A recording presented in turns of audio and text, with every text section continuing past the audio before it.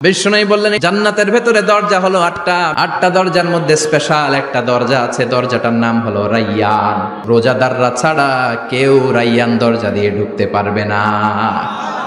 আবার বিষ্ণু বললেন একবার রাইয়ান দরজা দিয়ে ঢুকার সুযোগ যে পেয়ে যাবে চিরকালের জন্য তার গলার তৃষ্ণা মিটে যাবে। রোজা রাখলে গলায় তৃষ্ণা হয় না?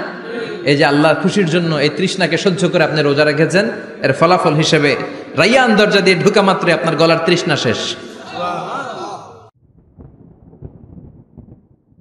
জান্নাতের ভেতরে আমরা ঢুকতে চাই, শপিং মলে যখন আমরা ঢুকতে চাই কোন দিক দিয়ে ঢোকা লাগে?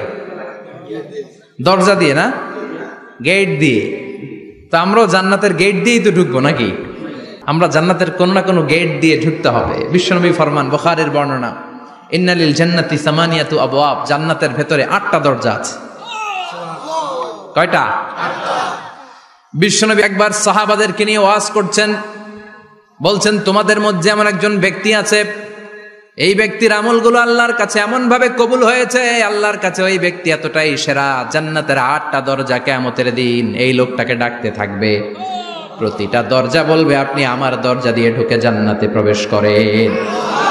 সাহাবারা বললেন ইয়া রাসূলুল্লাহ, কে সেই ব্যক্তি? বিশ্বনবী বললেন ওই ব্যক্তির নাম হলো আবু বকর। কিয়ামতের দিন সাইয়েদনা আবু বকরকে 8টা জান্নাতের দরজা থেকেই জান্নাতগুলো ডাকতে শুরু করবে, উদখুল মিন বাবি, উদখুল মিন বাবি, আমার দরজা দিয়ে ঢুকেন, আমারটা দিয়ে ঢুকেন। ওই দরজা থেকে বলবে আমারটা দিয়ে ঢুকেন। আল্লাহু আকবার। বিশ্বনবী আমাদেরকেও নিরাশ করেন নাই। বিশ্বনবী বললেন কেউ যদি প্রতিদিন 5 ওয়াক্ত নামাজের আগে যে ওযু করে, ওযুর পরে কেউ যদি পড়ে আশহাদু আল্লা ইলাহা ইল্লাল্লাহ ওয়া আশহাদু আন্না মুহাম্মাদান আবদুল্লাহি ওয়া রাসূলুহু, প্রত্যেক ওযুর পরে যেই ব্যক্তি এই দোয়াটা পড়বে ওই ব্যক্তির জন্য রব্বুল আলামিন কিয়ামতের দিন জান্নাতের 8টা দরজা খুলে দিবে।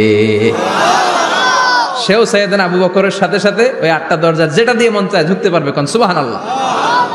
বিষ্ণু বললেন ইন্নালিল জান্নাতি সামানিয়াতু আবওয়াব, জান্নাতের ভেতরে দরজা হলো 8টা, মিনহা বাবুন ইউসাম্মা আর রাইয়ান, 8টা দরজার মধ্যে স্পেশাল একটা দরজা আছে, দরজাটার নাম হলো রাইয়ান।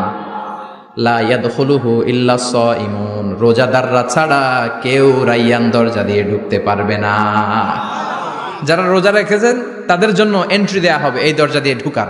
আবার বিষ্ণু বললেন মান দাখালাহু লাম ইয়াজমা আবাদা, একবার রাইয়ান দরজা দিয়ে ঢুকার সুযোগ যে পেয়ে যাবে চিরকালের জন্য তার গলার তৃষ্ণা মিটে যাবে।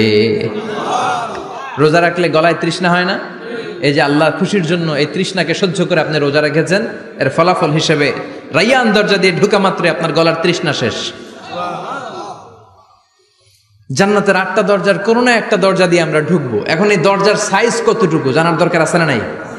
বিষ্ণু বললেন ইন্না মিসরাইন মিন মাসারি'i জান্নাহ মা বাইনা মাক্কা ওয়া হাজার, সৌদি আরবের মক্কা শহর থেকে বাহরাইন শহর যত দূর, জান্নাতের দরজাটা হবে তত দূর।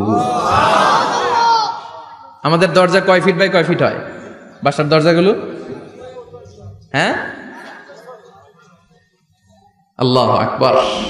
জান্নাতের এক একটা দরজা সৌদির মক্কা শহর থেকে হাজার হচ্ছে বাহরাইনের একটা শহর, এই 2 শহরের মাঝখানে যত দূর জায়গা, এত বড় জায়গা, সেই হিসেবে কয়েক কোটি লোক এক ধাক্কায় ঢুকবে। কয়েক কোটি লোক এক ধাক্কায় ঢুকে যাবে। চিল্লায় পড়েন আল্লাহু আকবার। আমরা যেন ওই জান্নাতের ভেতরে ঢুকতে পারি, একসাথে পড়ে না আমিন। তবে জান্নাতের ভেতরে অনেকগুলো ক্লাস আছে, সব জায়গায় ক্লাস মেনটেন হয়, ঠিক কিনা? বড় স্যার, মেজো স্যার, ছোট স্যার, বড় হুজুর, মেজো হুজুর, ছোট হুজুর, business class, economic class, platinum class, হ্যাঁ, promo class, first class, second class, third class, last class আছে না নাই? জান্নাতের মধ্যে এরকম ক্লাস আছে। বিষ্ণু বললেন সবচেয়ে দামি